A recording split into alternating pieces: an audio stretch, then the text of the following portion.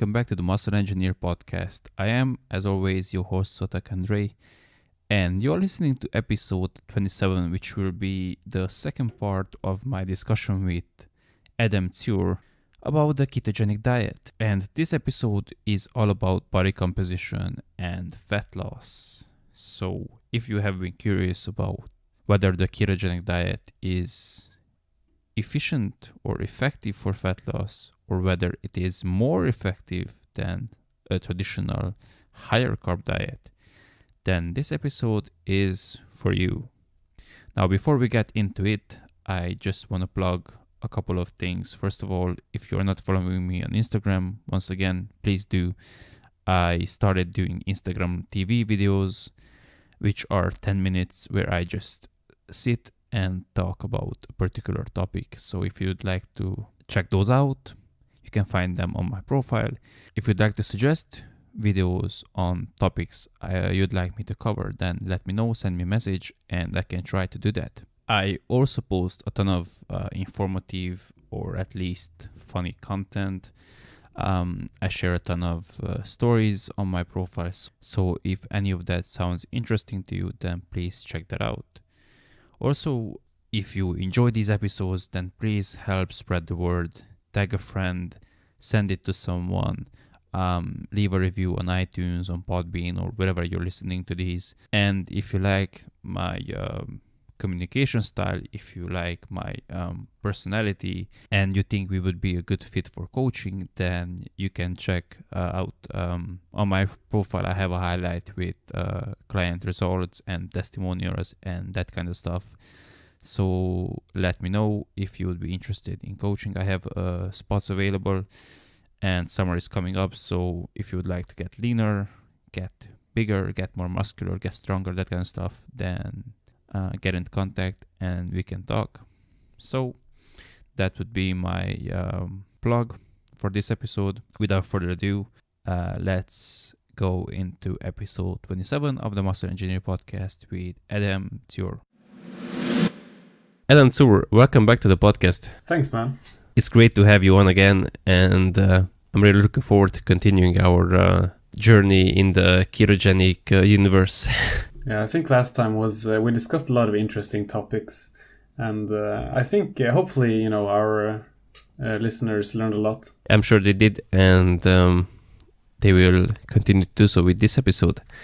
So in this one, we will mainly address the impact of a ketogenic diet on fat loss, body composition, and some related topics. So I think the best place to start would be to address the most commonly found claim, I guess, when it comes to ketogenic diet, is that it's a hormonal mediated effect, if I might call it that. So it mainly works by eliminating carbohydrate and thus reducing the insulin load of the diet, and as such causing fat loss. And it probably is the minority of those who make such claims, but still it's a very commonly found one. So could you discuss first outline first the basics of energy balance and what we know about it, and how the ketogenic diet fits into that whole construct? Whenever you eat, you take in food, and your body uses the food as energy to drive its activities.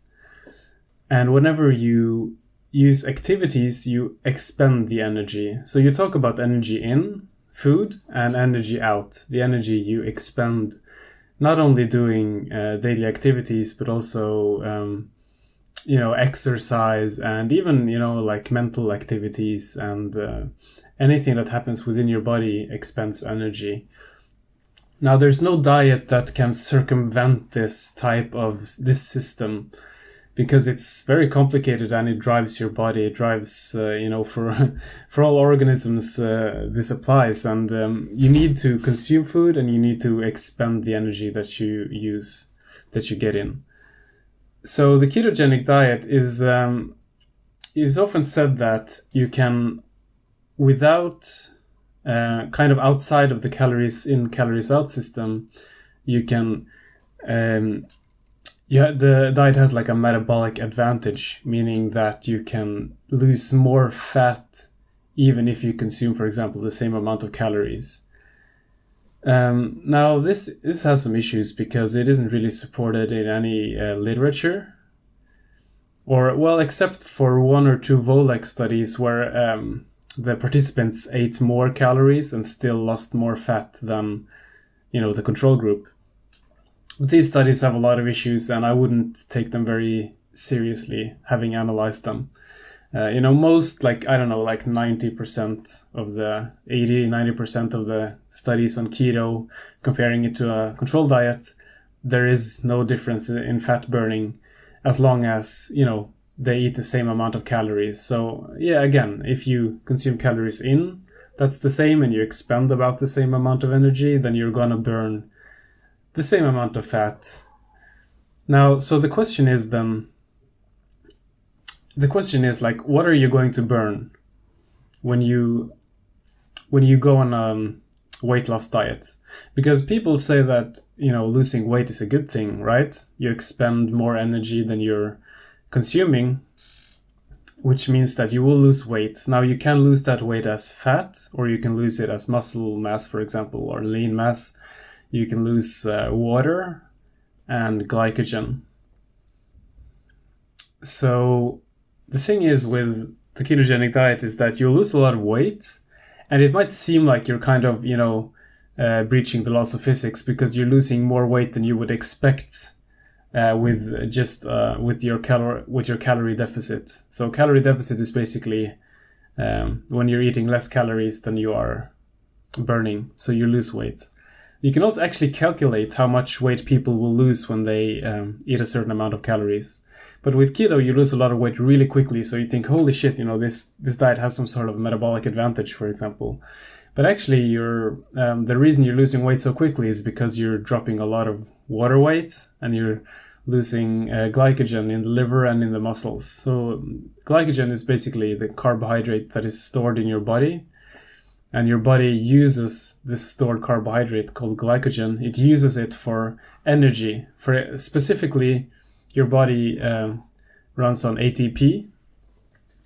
It's a molecule that your body uses. For example, when you exercise, you need to use ATP to fuel the muscle, and it runs out very quickly. So you need to replenish it, and you can replenish it, via, for example, there are many different systems, but I'll just simplify it and say you can use glycogen, carbohydrates. You can even use fat to fuel your exercise.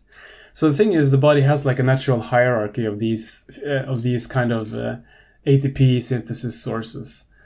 It wants to use the system that is quickest. Like if you're doing high intensity or explosive exercise, your body needs ATP quickly.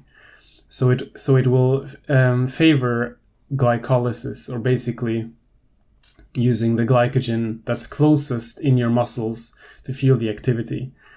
You can use glycogen in your muscles, or you can also use fat, right? You can burn fat, and that's one of the things that you often hear with the ketogenic diet, is that you become a fat burning machine, right? So you oxidize more fat. And because, you eat a lot of fat and you deplete your glycogen stores, so the body is forced to use fat to fuel metabolism. So this isn't necessarily a good thing, right? Because there's a reason your body wants to use glycogen and other systems that's kind of quicker, is because these systems, they give you the ATP that your muscles need during intense exercise. They're given ATP quickly, right? But fat is very slow. If you need to start oxidizing fat to fuel your exercise, you're gonna have it's low on the hierarchy. Like you typically use fat during daily activities or low intensity exercise, but once you start going into like more intense exercise, you need other systems. Now the thing is, when you remove glycogen, or you start eating less carbs, you don't have these systems as readily available, and you might run into issues with high intensity performance. Yeah, and like you said, Volek has had some interesting studies, and essentially all of the research that has been pro keto or has shown a big superiority of the ketogenic diet has been conducted by those researchers that and we have briefly touched on this during our last conversation, that by those researchers that have some potential biases or connections or personal interest in producing these results. For example, that last Wilson ketogenic study where they carved up people and then showed it as lean mass gains, and look how much muscle you gained on a ketogenic diet, and similar wizardry or magic tricks to show more lean mass, which I guess is the exact opposite of what happens during fat loss, because again, you as you eliminate carbs, you lose a ton of water, and like you said, oh, wow, look how much weight I've lost, which is, I guess, great. But I can also lose a lot of weight in like 50 minutes in the bathroom, but I don't think that's really relevant for what we are looking for here. Yeah, that's true. I mean, it's I think generally looking at weight is not a very good idea to gauge your progress. You want to look at, well, ideally you'd have some sort of measurement like DEXA or ultrasound, or, to measure the size of your muscles and your lean body mass. But even that is affected by water weight. So there isn't actually one method that's really good at measuring exactly how much muscle mass you lost or fat mass, because it's all affected by how hydrated your body is. But that's kind of another topic that I won't go too much into. So I think one of the biggest misconceptions when it comes to ketogenic diet and fat burning, like you said, is this notion that by going on a ketogenic diet, you will now become, like you said, a fat burning machine, and all you're doing is burning fat, which is true in a sense, since when you are eating like 70-80% of your calories from fats, guess what? Your body is going to burn off that fat you just ate. But there's a big difference between eating or burning dietary fat from that peanut butter you had and burning off the fat around your midsection or love handles or whatever the area you want to slim that whatever that area you want to lose fat from. So I think we should clarify this notion of fat adaptation and exactly how long does it take, because it seems to me that whatever the duration the last study used, the keto proponents always want a couple of weeks longer duration. So if it was 6 weeks, then they want 8 weeks. When it was 8 weeks, then they want 10. If it was 6 months, then they want 7 months. So it seems to me that this fat adaptation period, it's a constantly moving goalpost, and unless we have a study where people are kept in a metabolic ward for like 2 years, then even then, I'm sure some people would find some reason to knock off that study or to dismiss it. So what does it mean to be fat adapted, and how long does it really take to get into that state? That's a good question. And actually, it's a very difficult answer because, people mean different things when they say fat adapted. So I think you can make a distinction between keto adaptation and fat adaptation. For example, you can be fat adapted and not be keto, right? So just to clarify, with keto adaptation, you enter ketosis in a couple of days on the ketogenic diet. But still, with keto adaptation, people talk about exercise performance drops pretty, strongly during the first weeks and even months of the diet. You would expect to perform worse with exercise because primarily you have the glucose, the muscle glycogen drops, and you become easily more dehydrated unless you consume a lot more salt and so on. But anyways, since your glycogen drops, you will it eliminates a fuel source for your muscles, right? And then it will be harder for you to do a high intensity exercise, or even aerobic or anaerobic exercise in general. Everything becomes more difficult. And we see this in the side effects. In so many studies, they also report side effects of the ketogenic diet. And then one of the side effects is fatigue. Particularly during the first months of the diet, people feel more fatigued on the ketogenic diet than on alternative diets. So that's another article that we're going to be publishing in the future, and I think it's really cool. But I won't go into all the side effects here, but fatigue is a major one.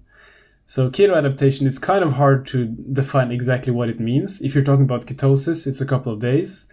If you're talking about exercise performance, we're talking, several months maybe. For fat adaptation, I read a bit online, what they mean when they say fat adaptation, and I found some websites. They generally say that it's about when your body starts using fat for fuel primarily. Now, that's not, as we talked about earlier, using fat as a fuel source is actually it's a very slow fuel source. So it's for exercise. So it isn't necessarily better to be fat adapted. It's just different. Your body does it like it wants to use glycogen and carbohydrates before it wants to use fats. So it's actually you just remove other fuel sources, and then it's forced to use what it has, which is fat. So your fat oxidation, you will burn much more fat on the ketogenic diet. But the thing is, it won't necessarily be body fat. You'll be eating more fat, therefore you'll also burn the fuel source that's available, right? And there's nothing that's not necessarily. It's often proclaimed to be like the ultimate goal, or like it's amazing that you become a fat burning machine. But it's for like exercise performance, it's not necessarily a good thing at all. Like we published our article on this, how ketogenic diets affects aerobic, anaerobic performance and strength and so on. And so there aren't like a ton of studies on strength that are very good, but in general, you see a slight trend that you can gain similar amounts of strength, but you'll also feel more fatigued. And in some studies, people gain less strength on the ketogenic diet. And for anaerobic performance, also you see a drop in anaerobic performance, like sprints and so on. And aerobic performance, the literature is kind of mixed. Some studies show no difference, and some studies show that even aerobic performance drops. Now, I should also say that most of these studies are like less than 12 weeks. So again, it is possible that if you conducted these studies for like 4 or 5 months, then maybe you'd get different results. But that's like speculation on my part. Yeah, definitely. I think a big disconnect is, like I said, what happens in the lab versus what happens in real life. Because when we look at control settings, for example, there was that Kevin Hall study, which was, I think, 2 months long or something like that. And I think after 7 days, they either measured ketone levels or fat oxidation rates, something like that. And after 7 days, it kind of plateaued. So plateaued, however you pronounce that. So essentially, after 7 days, they have become already fat adapted. So it's not like you need 6 months to get into that state, like some people claim. And honestly, to me, let's say you did actually, you would have needed 6 months to whatever, or however long they claim, to get into that state. Like, how healthy can a diet be if your body needs several months of adjustment period to to make that work and function somehow on it?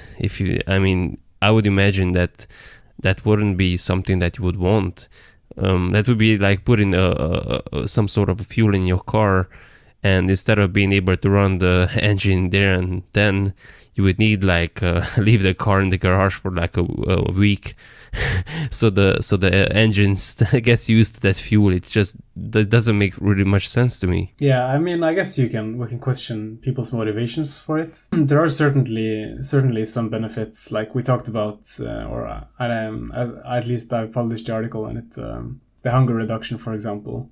So I guess there are different benefits, but I would be careful, when we're talking about like athletic performance. And like you say, it doesn't take a long time for the body to start using certain fuel sources. I mean, it's not like when you become fat adapted, it's not like you're not burning fat at all and then you start burning fat. We're all fat adapted.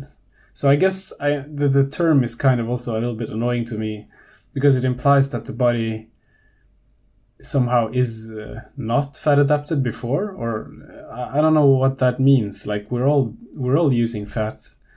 You can talk about like net fat balance throughout the day. You have sometimes you might need to use body fat, and sometimes you don't, and it depends on what activity you're doing and how long it's been since your last meal, and what were the contents of the meal, and so I mean, it's a very complicated topic, and but you can go really in depth, and I haven't gone like so super in depth about like all the different mechanisms and how long it takes to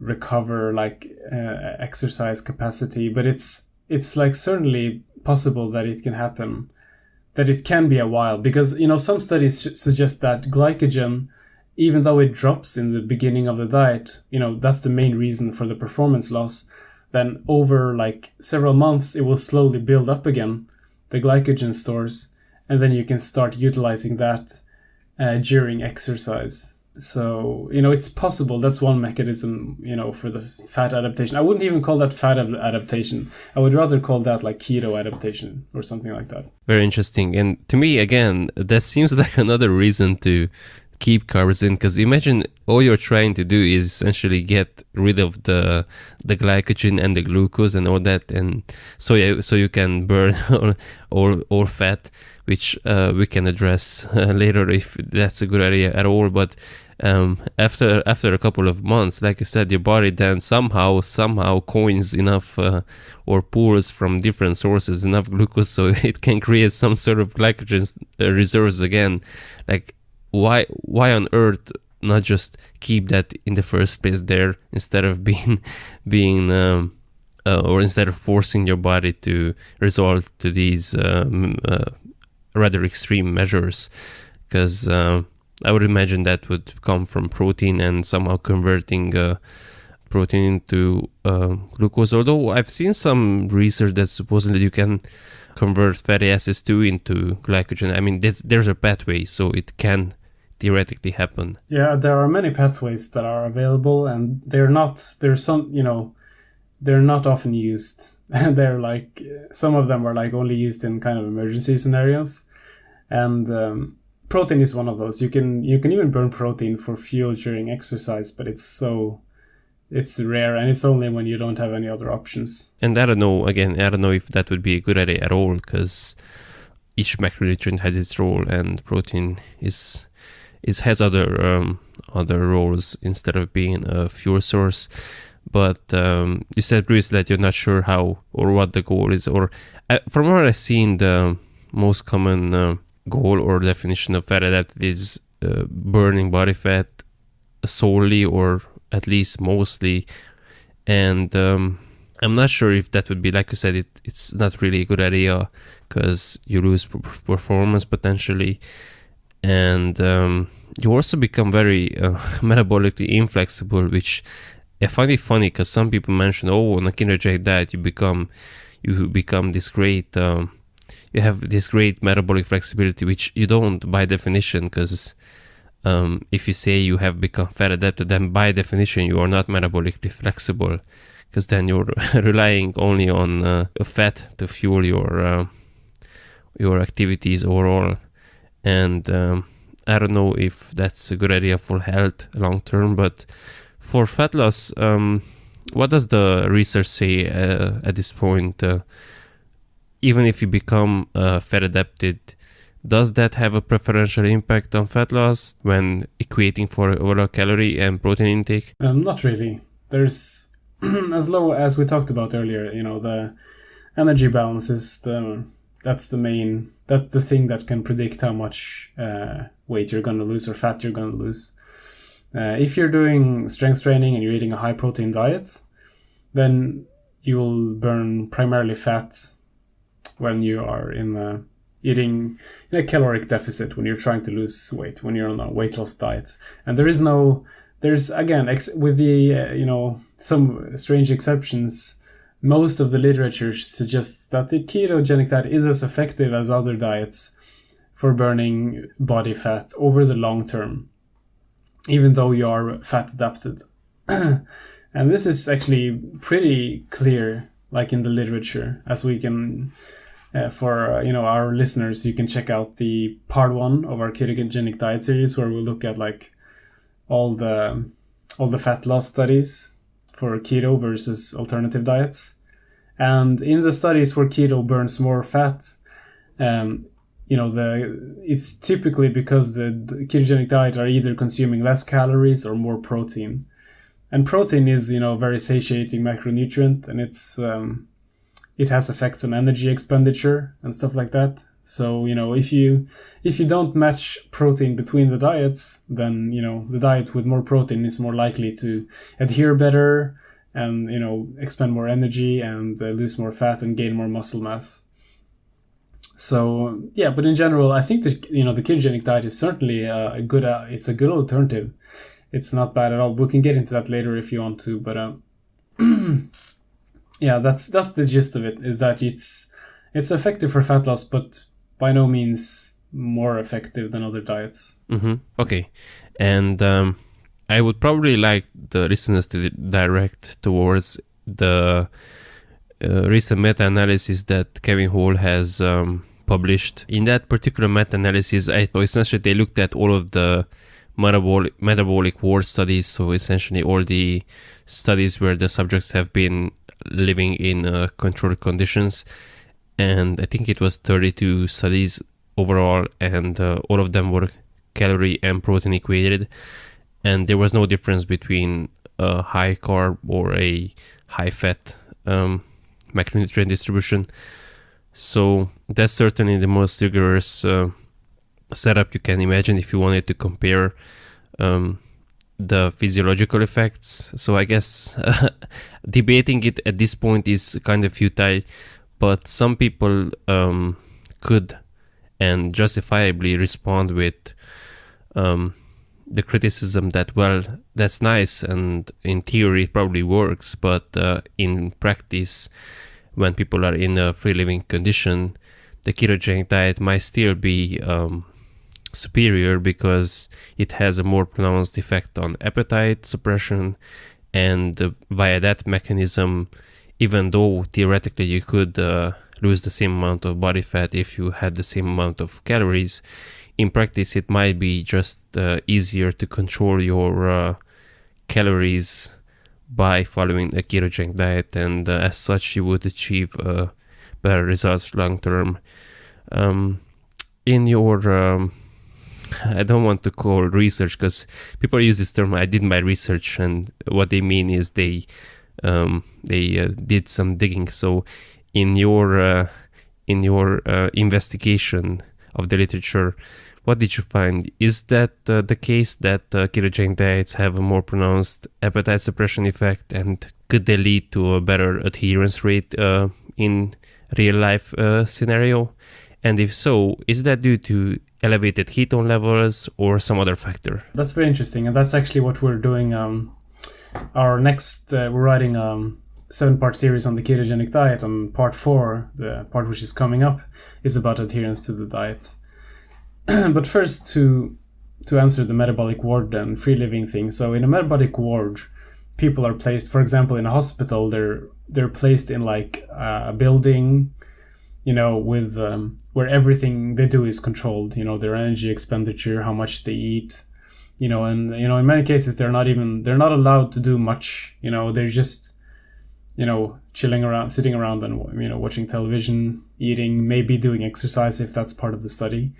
But their lives are very limited, and it doesn't match real life conditions at all. But it's mostly to test out certain concepts. If you want to test, the calorie in, calorie out concept, then you need to use a metabolic ward. In a free living condition, you're living at home, you're doing what you want to, and you're maybe reporting to the scientists. You're reporting, every couple of weeks you're reporting what you've been eating, and what type of activity you've been doing. So in some cases, the food is delivered, on a weekly basis. They deliver food to the subjects, so they know what they're eating.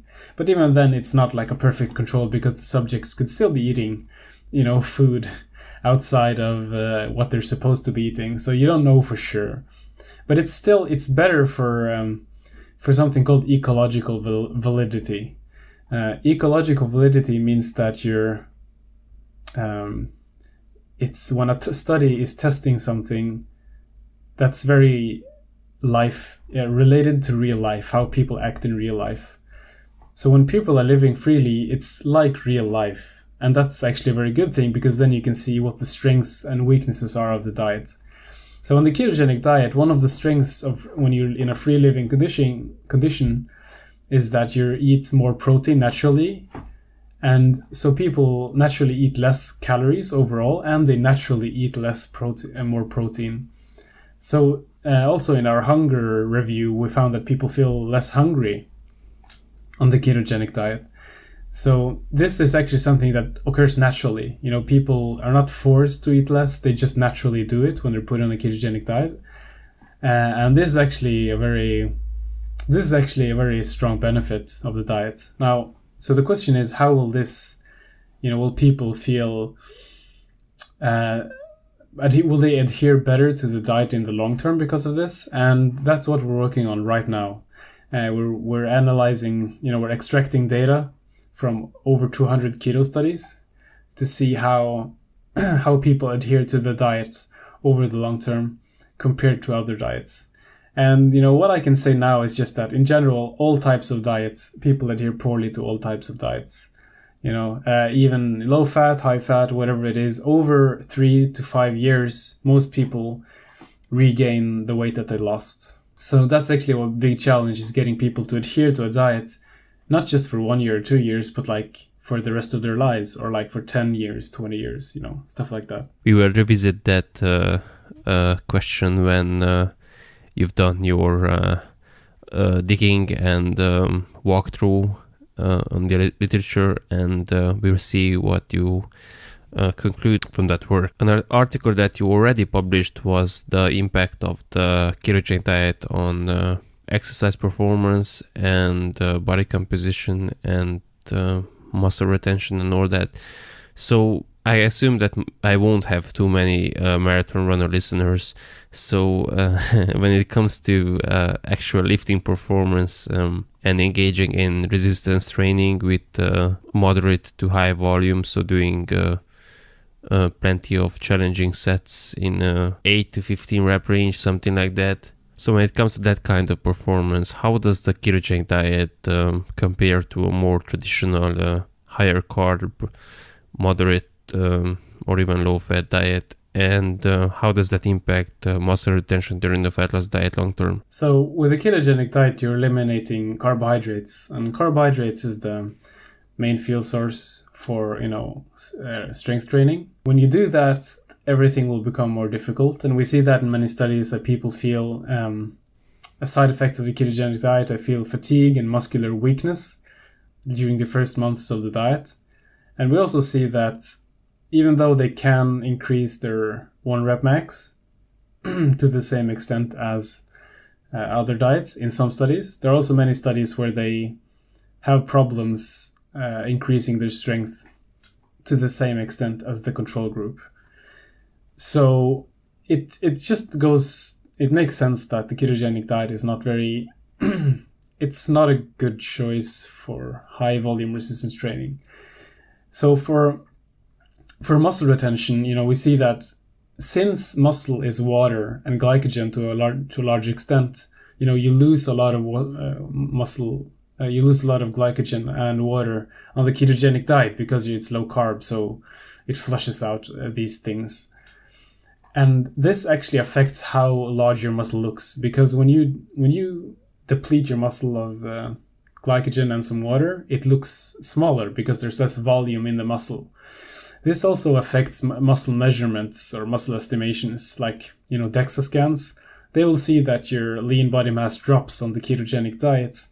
So you might think that, okay, so here you're losing muscle mass on the ketogenic diet, but that's not entirely true, because of a limitation here in the measurement tool is because muscle is to a large extent water and glycogen, and these things will come back quickly, like in the Wilson study. If you deplete glycogen and water and then you do like a refeed with a ton of carbs, your body will supercompensate and you will have a ton of glycogen and water quickly in your muscles again. So it's hard to say whether keto will lead to like less muscle hypertrophy or whether you'll lose muscle mass. I would say that maybe the risk is slightly higher, but we don't have like hard data that you will lose more muscle mass on the ketogenic diet.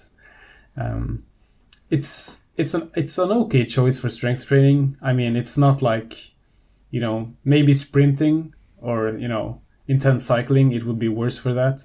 For resistance training, it's like it's an okay choice. But we see some performance reduction, even though we don't have enough studies on it yet. It would make sense, and as always, it's very contextual to what a given individual wants. But certainly, it's for someone who's looking just to become healthier and fitter and lose a bit of body fat and gain some muscle, I'm sure that it can work just fine. It's probably the people who are aspiring bodybuilders or want to excel at bodybuilding or want to maximize their progress and all that, and maybe they are doing very high volume lifting almost daily. Probably in that scenario, then it wouldn't be the best idea. I just want to clarify one thing, that it depends on which type of strength training you do.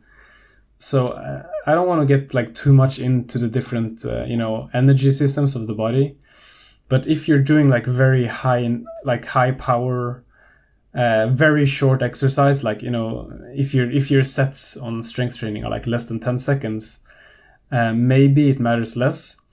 Because then you have other systems like, like the lactic system that can refuel your energy between sets if your sets are very short and you do few reps. So maybe I can hypothesize that the ketogenic diet won't be as bad for that. But when it comes to like sets that last, I don't know, like let's say you do 10 reps and every reps is like 2 seconds, for example.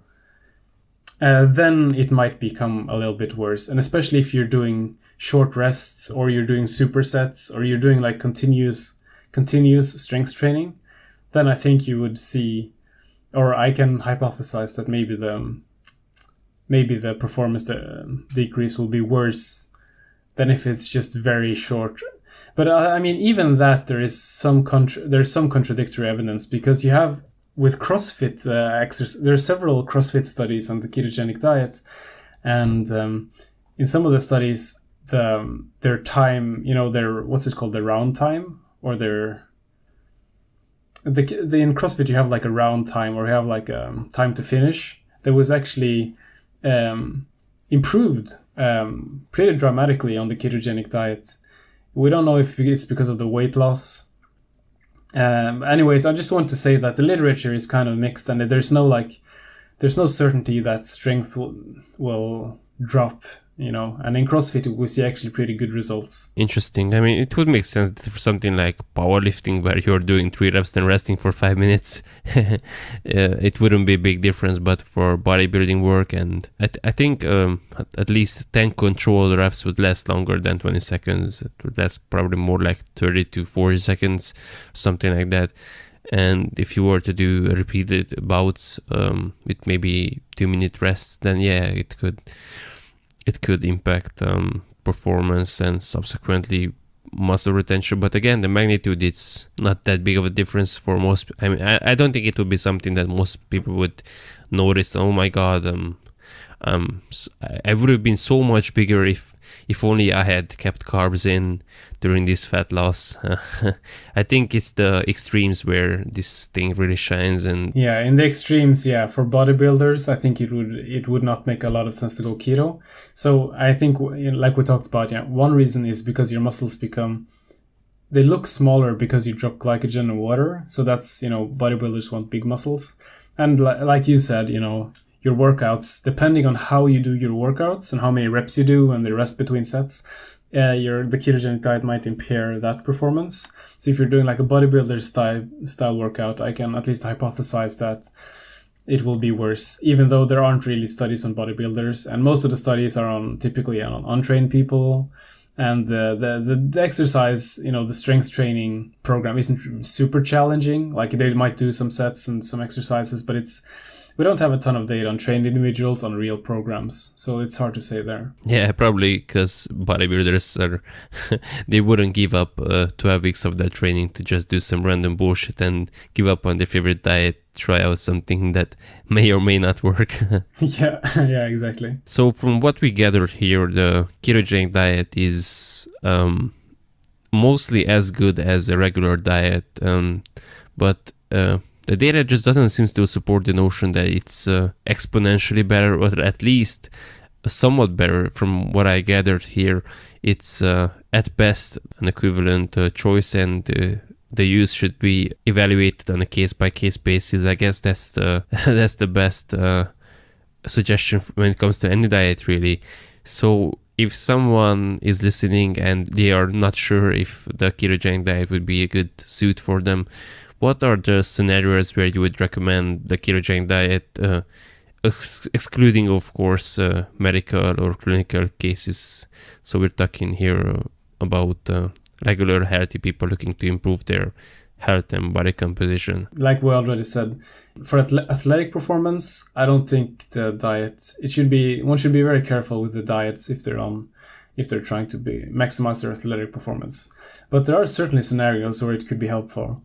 Like for people that are overweight, if you like that type of diet where you can eat a lot of fat, then certainly it can be a very good choice, because you will naturally, like I said earlier, you will naturally eat less calories. You don't have to think about restricting calories. You go on keto, you naturally eat more protein, you naturally eat more fat and less carbs. And what happens is that you naturally eat less calories overall, and you will also feel less hungry. At least this is what most of the studies suggest. So this is actually a huge benefit for the diet that I haven't seen in other diets to the same extent. So for people that are either, obese, or struggling with hunger, struggling with eating less calories, or they're just annoyed with calorie counting, because, I've done calorie counting myself, and I do it to some extent. Now I'm just doing it more intuitively. I know I can estimate how much I'm eating on a day-to-day basis, but I can't be bothered counting every calorie anymore. So for people who don't want to do that, the ketogenic diet is very good, because you don't have to count calories, you just naturally eat less. And so other benefits, I think, the diet is simple. The diet is very simple. That can be a plus and a minus. For example, a minus is that you will maybe be tired of eating bacon all the time. I mean, I guess that sounds like an oxymoron, or it just sounds completely strange that you'll get tired. But personally, I've tried paleo, low carb paleo, and that I ate 70 grams of carbs a day, I think. I was just tired of eating bacon every day. You have to think about, when you choose a diet, it shouldn't be like, oh, I'm doing this diet for this month or this year. It should be like, how can I do this in the long term? For next part of our ketogenic diet series, we're going to answer if you can stick to the diet over the long term. Thank you for that. Speaking of bacon and food choices, if someone decides to embark on this ketogenic diet journey, how should they formulate their diet, or how should their diet look like?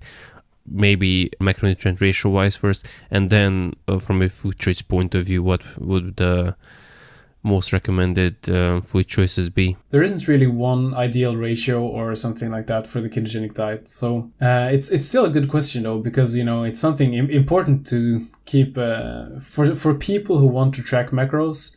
It's definitely a good idea to eat less than 60 grams of carbs, or even less than 50 grams. But you can be in ketosis, like you'll often hear that you maybe need to eat less than 20 grams or 50 grams of carbs to be in ketosis. We have studies, people eating 80 grams of carbs being in ketosis. So I think you can aim for like 60 grams or less of carbs and be safe for most people. In terms of fat, I mean, this should be like, to some extent, I think ad libitum will fix this. You will naturally just eat a lot of fat, and I don't think you need to aim for a certain ratio or grams. For protein, I mean, it's the typical recommendation. Like if you're doing strength training and you want to maximize muscle retention and hypertrophy, you should eat like 1.6 to 2.2 grams per kilo body weight protein. So if we stick with the 2 grams per kilogram of 2 grams of protein per kilogram of body weight, then if you're 80 grams or 80 kilograms body weight, you should eat 160 grams of protein. But again, like if your goal is not strength training and muscle retention and stuff, there's no reason why you should specifically aim for this number. It's just, since the diet is it's kind of good at making it formulates itself, if you know what I mean. Like like I said earlier, you will naturally eat more protein and naturally eat less carbs and naturally eat more fat. So I think the main goal of the diet the main focus should be to restrict certain foods. It should be to restrict like carby foods, like, or any drink, so basically any candy with like, sugar or carbs in it, is basically off limits. Any sugary drink, juice, soda, you have to eliminate that. Cakes, pastry, grains have to be limited to a big extent. So it's primarily you're eating like meats, vegetables, maybe a little bit of fruit. Like that's what the diet is. I mean, you can find all sorts of guides on, online, what foods you should restrict, but generally foods with carbs you need to restrict, and everything else should fall in place. But if you want to be sure, you should focus on getting as much protein as you can via eating, like chicken, beef, these types of foods. Okay, that should give a good idea for people who are interested in it.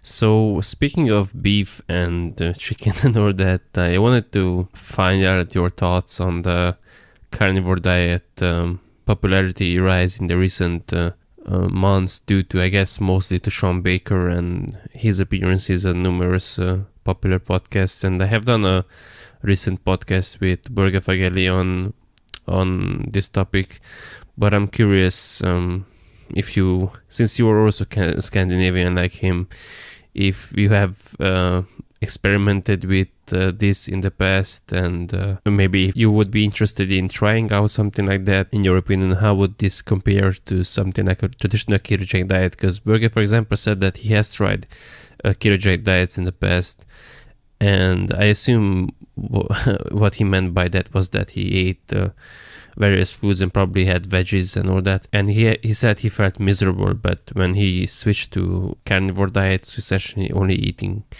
meat and making soups and these stews and all that, he felt much better. So I wanted to say that for the carnivore diet, I think that any diet for me is interesting just in terms of a scientific perspective. I just think that any diet is interesting, and for, in the future we're going to do a series on intermittent fasting and look at different diets. So it's all very interesting, but in terms of like, for me, when I choose a diet, there needs to be like a good rationale for it. So I'm thinking like, for me, what's the rationale for like choosing the carnivore diet? Well, it's very simple. You get a ton of protein without trying. If you eat like livers and various organs, you can get enough micronutrients. So that's kind of cool. But I'm still struggling to find, like, what is this diet going to give me that other diets can't? Like, is it going to improve my exercise performance, for example? Well, you're eating no carbs, so you're going to be even more fat dependent than the ketogenic diet. So I would at least suspect that your performance would drop pretty strongly. I mean, if the ketogenic diet is any sort of guidance, then the carnivore diet should lead to an even greater performance reduction, at least in strength training and high intensity training. So, okay, it's probably not a good idea for exercise. Now, for fat loss, well, the principles of calories in, calories out still apply. So maybe it will help with adherence. But there are some arguments against that. For example, well, any diet that is very, very reductive and very simple, it's maybe easier to stick to in the beginning, but like over time, like, can you eat this diet for like 1, 2, 3, 4, 5 years?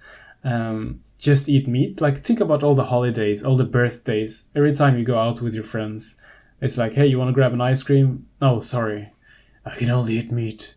You know, like,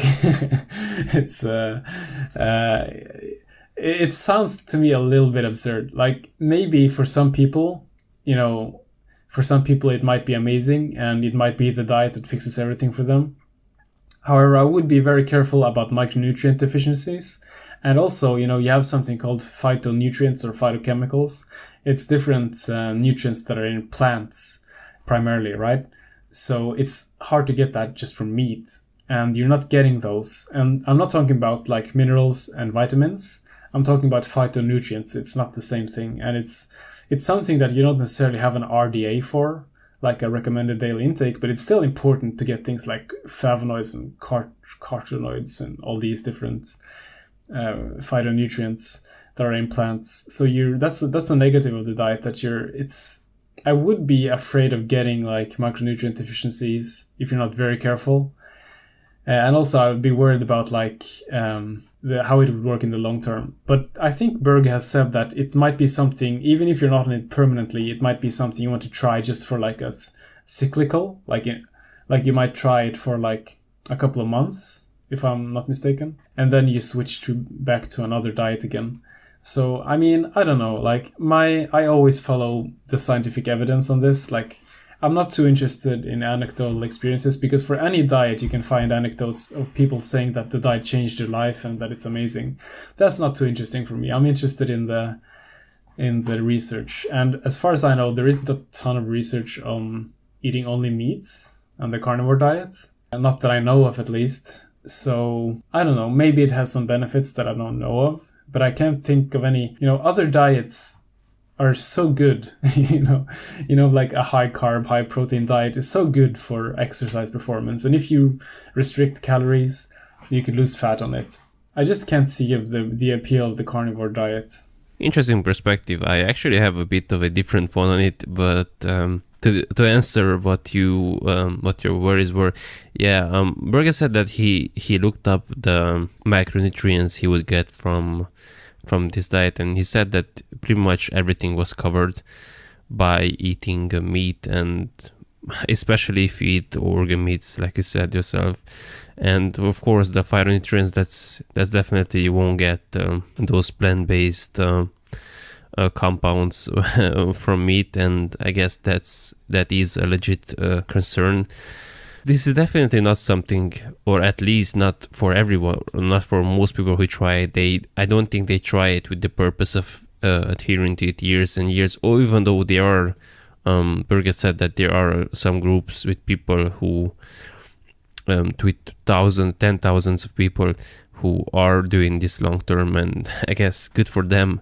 But to me, it's much more interesting in the short term, because Berger said that for people who have some sort of GI issues or digestive problems, this seems to be a good tool to utilize at least for a couple of months. And even though you might return to your previous diet, he has seen that many people seem to respond better to the foods that previously couldn't tolerate. They seem to be able to digest it more efficiently and don't have as much bloating and gas and all that. So it's I find it, I don't want to name the group, but I did post the episode with Berge in a particular science-based group, and I received a very similar answer to what you outlined there, that, well, if there is no research, we're not interested. And I guess that's fine if you want to be a scientist, but if we're talking about real people here, and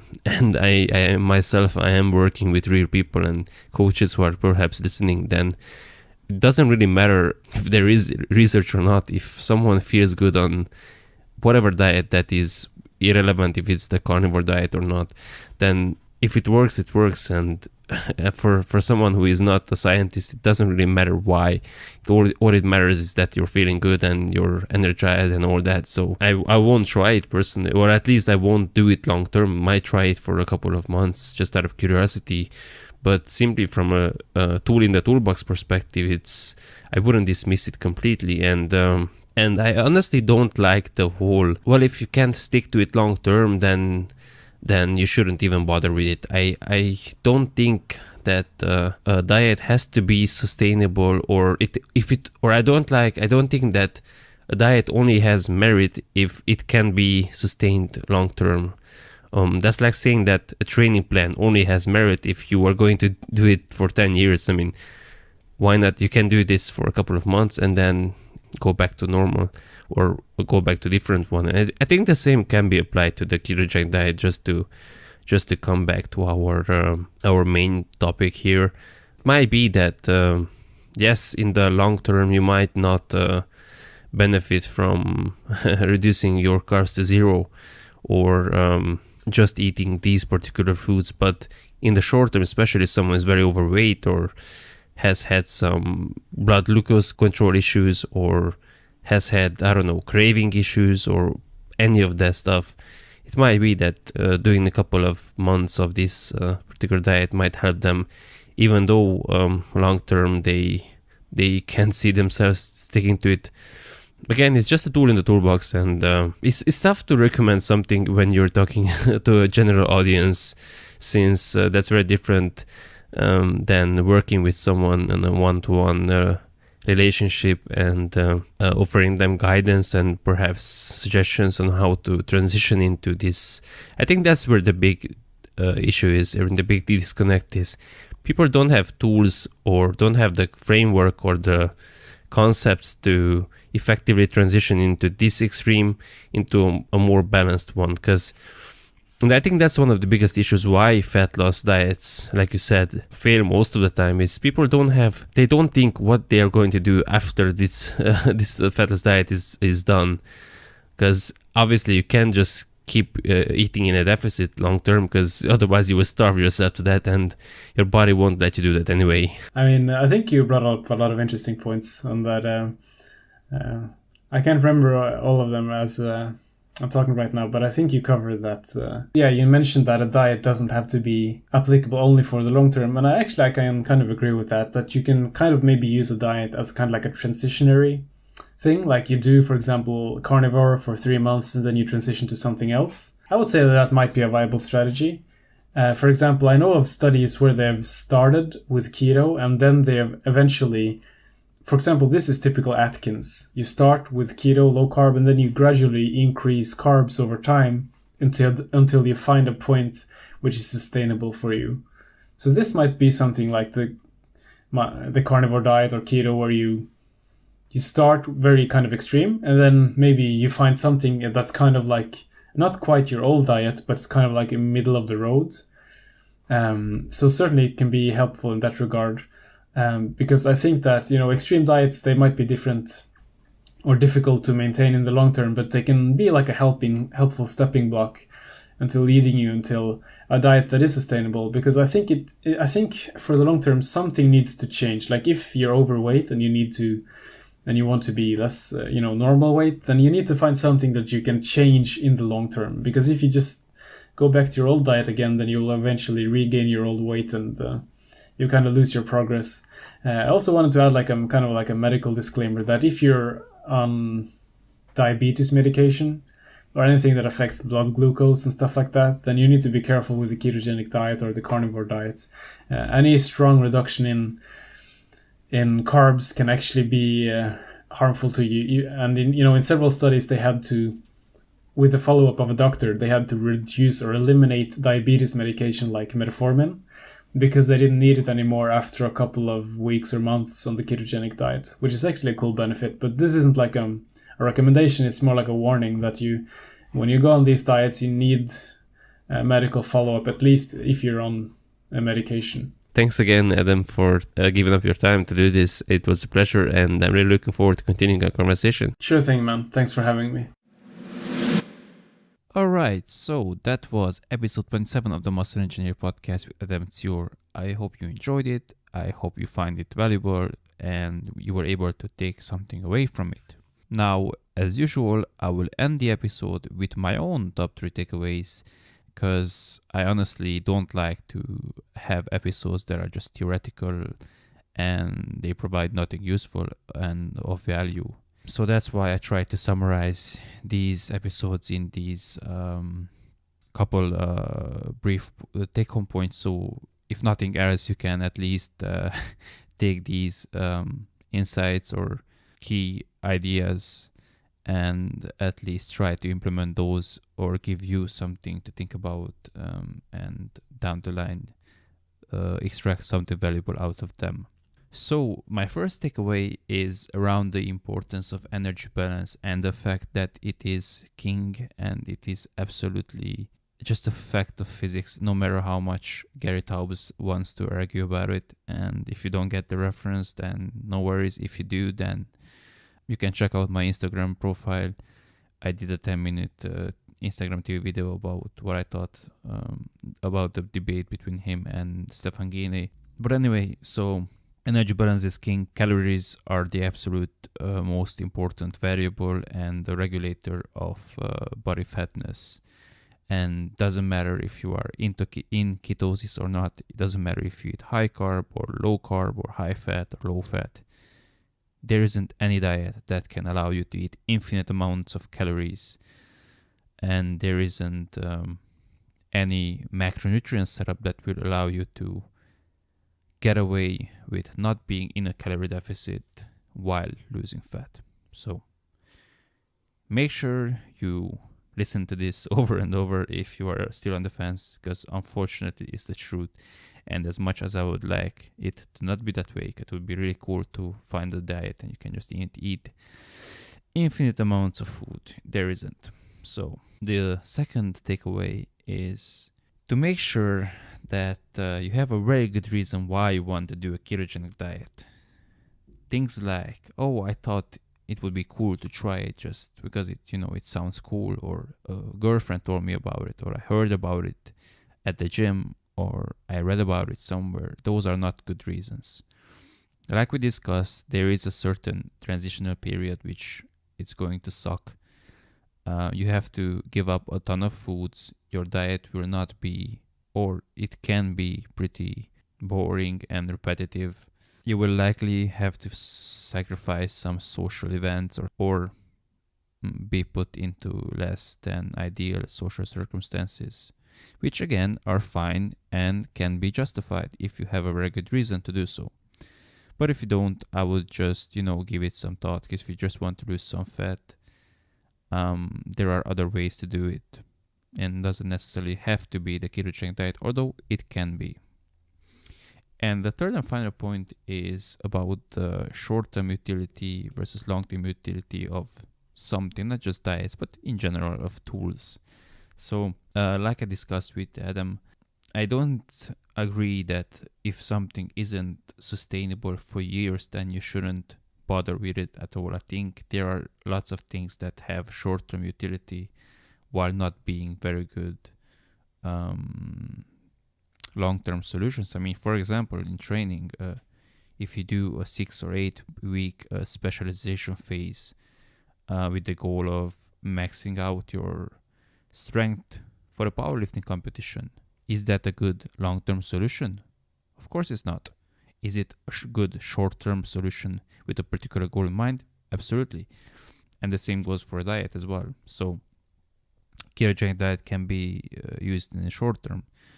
Carnivore diet can be used, although I wouldn't advise it, but hey, if you think it could help you, go for it. a high carb, low fat diet could be used. So it's not about the specific, just try to understand the principle.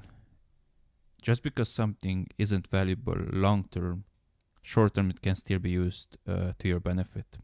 And those were my top 3 takeaways. And that was episode 27 of the Master Engineer podcast. I hope you enjoyed it. And until next week, take care.